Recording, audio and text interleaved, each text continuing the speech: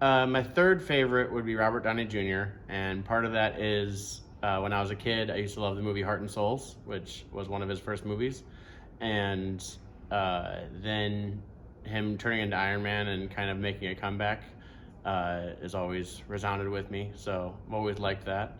My second favorite is, and my first favorite probably kind of stem from the same reason, and that is Catherine Zeta-Jones and Anthony Hopkins, because they're in my favorite movie, um, The Mask of Zorro.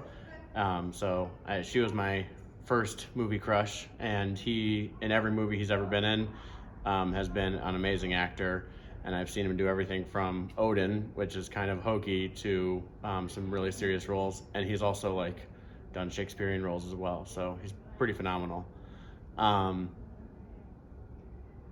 do I just go to the next question? Oh no, that was. So there's a couple different ways you can answer that question. My most expensive from the beginning Lego set is the Hogwarts mini castle. Was about $450, I think, when we brought it.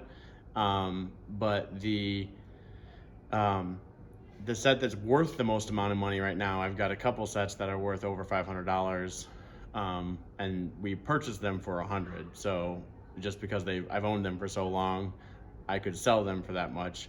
But the biggest growing set, so the set I bought for the least amount of money and now is worth the most amount of money, is I have all of the Christmas collection.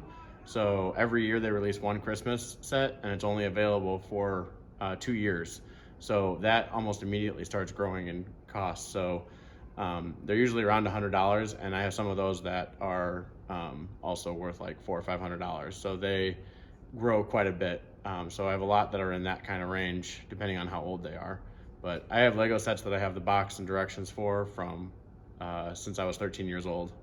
My entire Harry Potter collection is worth about $7,000 or $8,000 all together. My Christmas collection is probably worth around $2,000 or $3,000 altogether, but there's less sets. And then my downtown sets haven't really grown a lot in cost from what we purchased them on, so they aren't super worth a lot of money, but they're worth the amount of money that I purchased them for, I guess is the better answer.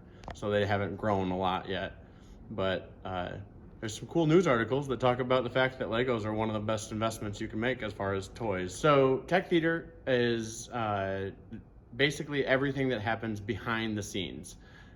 So we have about 8 different facets of technical theater. We focus on about 3 of them. That is the building, the painting, and the lighting for the shows. Those 3 are what we spend the most amount of time on, but there's also projection and sound that you learn about.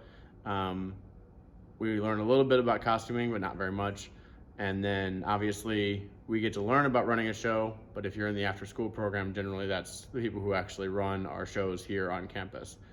Freeport has a long history of theater, and one of the things that we're very proud of is that our kids, for the most part, run our shows. Once the opening curtain opens, me and Mr. Connors are hands off, and we also are very proud of the fact that most of our sets are built by Freeport High School students.